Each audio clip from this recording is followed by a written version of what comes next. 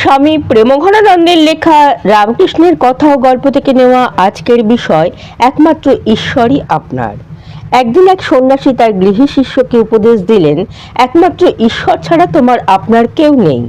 শিষ্য জানালেন তার মা, স্ত্রী, পরিবার তাকে না দেখলে জগৎ অন্ধকার দেখেন, আর তারা তার আপনার নন।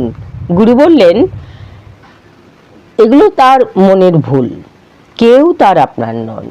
সন্ন্যাসী একটি ওষুধের বড়ি শিষ্যের হাতে দিয়ে বললেন, সে যেন বাড়ি গিয়ে সেই ওষুধটি খেয়ে শুয়ে থাকে। সেই ওষুধের গুণে সে মরার মতো হয়ে যাবে। সকলে মনে করবে লোকটি মারা গেছে, কিন্তু তার জ্ঞান থাকবে ভেতরে। শিশুটি তাই করলো, বাড়ি গিয়ে ওষুধ খেয়ে শুয়ে রইল। তাকে হঠাৎ শুয়ে পড়তে দেখে স্ত্রী ভাবলো তার কোনো বড় অসুখ করেছে। তারপরে ভাবলো অবেলায় শুয়ে রয়েছে, তার কি হয়েছে, কোনো সাড়া নেই। পরিবার তখন মহা চিন্তিত হয়ে তার কাছে গিয়ে তার জীবনের কোনো চিহ্ন খুঁজে না পেয়ে তাকে মৃত ভাবলো। হঠাৎ কান্না জুড়ে দিল, সকলেই দৌড়ে এলো চিৎকার শুনে। এমন সময় এক বৃদ্ধ কবিরাজ এসে উপস্থিত হলো।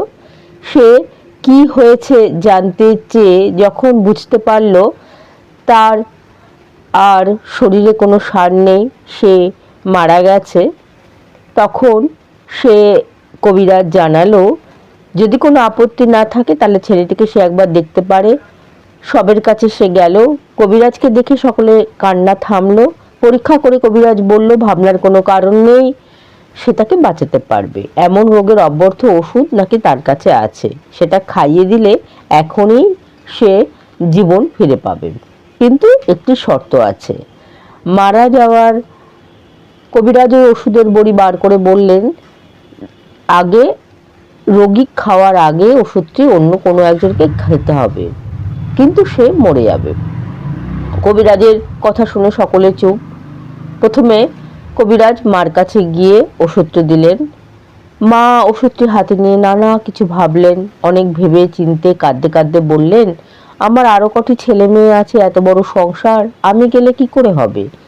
কে তাদের দেখবে, খাওয়াবে, যত্ন করবে?